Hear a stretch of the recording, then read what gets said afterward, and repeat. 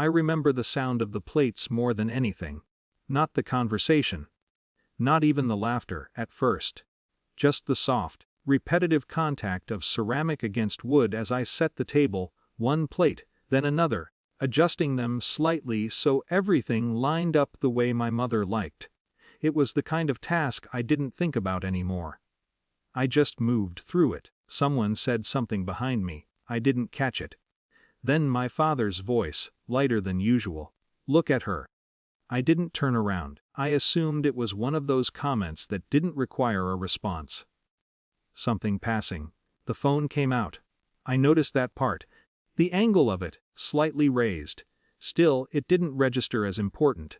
People record everything now. It didn't mean anything. I kept placing utensils, straightening the napkins. Then the laughter started, not loud, not cruel in an obvious way. Just shared. I turned, not fully, just enough to see my sister leaning toward my father's screen. My brother glanced over, smiled, then looked away like it was nothing. "What?" I asked. No one answered directly. My sister tilted the phone slightly, just enough for me to see. It was me. A few seconds earlier. Moving around the table, quiet, focused. The angle made it look smaller somehow, like I was part of the furniture. Above it, the caption.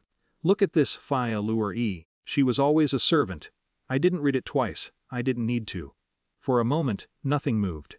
Not outside, not inside. The room didn't change.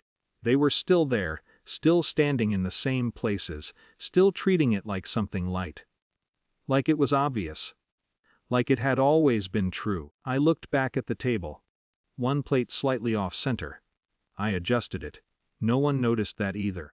Then I picked up my bag from the chair near the wall. I hadn't even sat down yet. "Where are you going?" my mother asked, but not urgently. Just out of sequence.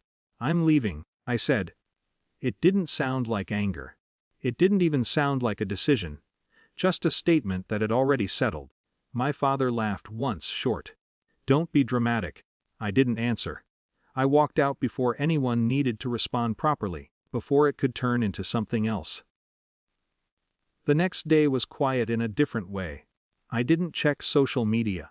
I didn't need to see if the video was still there. I already knew what it meant. It didn't require confirmation. My phone buzzed late in the morning, a message from my sister. "Why can't I withdraw 2,000 from your account?" No mention of yesterday, no acknowledgement, just the question. I stared at it longer than I expected, not because I was confused, but because I was trying to understand how both things could exist at once.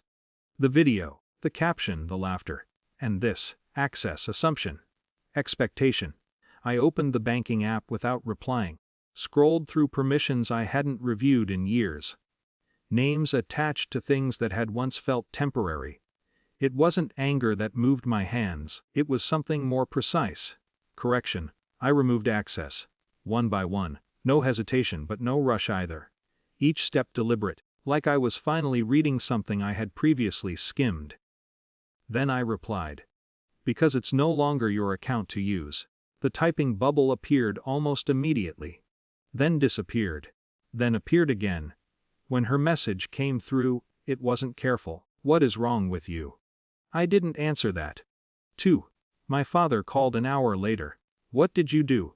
he asked, his voice already tight. "I changed access," I said. "You can't just." "I can." A pause. Not long, but enough to shift something. "This is family," he said. Like that explained everything. I thought about the video again. The word servant. The way it had been said like a joke that didn't need defending. "I know," I said.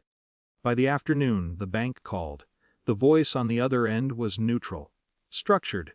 They explained there had been a report, suspicious activity, possible unauthorized changes.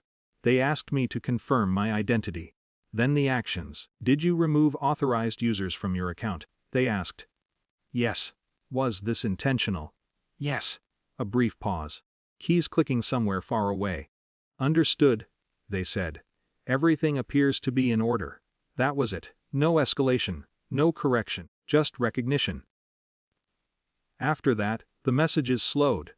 Not stopped, just different. My mother wrote once, You could have talked to us. I read it, then set the phone down.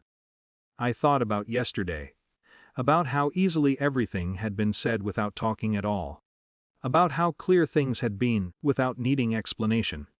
When I picked the phone back up, I didn't type anything. 2. It's quieter now, not empty. Just less crowded with things that didn't belong to me. I still think about that moment at the table sometimes. Not the caption. Not even the laughter, just the plate I adjusted before I left. How I made sure it was aligned, even then. I don't do that anymore.